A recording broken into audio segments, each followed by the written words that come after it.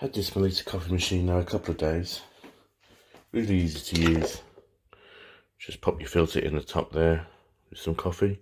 They reckon about 6 grams, so about a tablespoon per cup. Set your intense level on the top. Fill some water. I reckon that amount for us gets us about 4 large cups of coffee. The great thing about this is when you take out the